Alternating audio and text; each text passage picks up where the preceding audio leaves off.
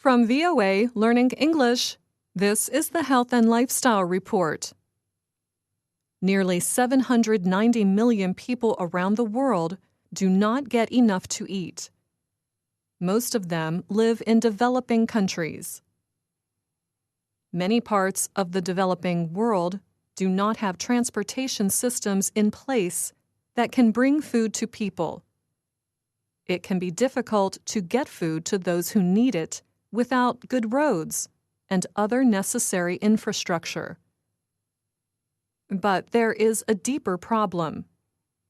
Growing or raising enough food to fight world hunger requires land. If we are talking about raising cattle for their meat, that means a lot of farmland and other resources. A group of researchers in California may have found a way to get protein to hungry people. Stephen Mayfield is a geneticist at the University of California, San Diego.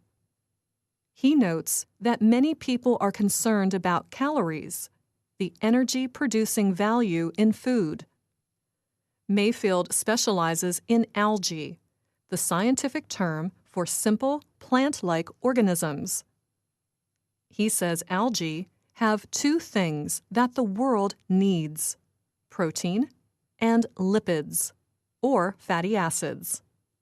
The world, in fact, is not short of calories.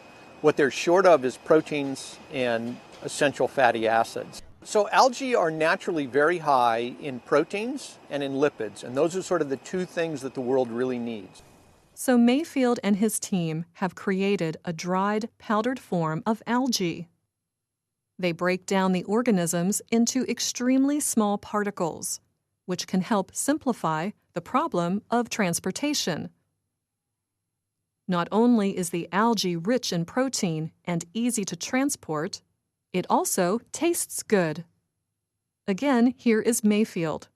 Here's one that we've just finished up. And so what we do is we simply take this and dried it out. And as you can see, it makes a very nice green powder, and that is perfectly edible. In fact, it tastes pretty good.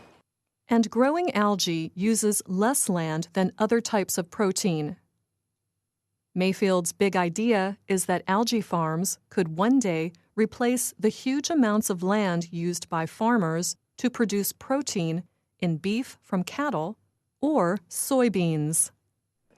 I'm actually really encouraged by these new companies that have started up to make these synthetic plant-based protein substitutes that look just like meat, right? Because now, that looks like something I'm familiar with. I want to eat that. But if I could make that with algae protein instead of with beef protein, an enormous environmental benefit. And probably an enormous cost benefit as well. The United States government provided money for Mayfield's research. His team just successfully finished a test in which they grew algae in an outdoor environment. Mayfield adds that algae food products are not yet available for sale. But in the future, algae may be one way to help feed the world's hungry people. And that's the Health and Lifestyle Report. I'm Anna Mateo.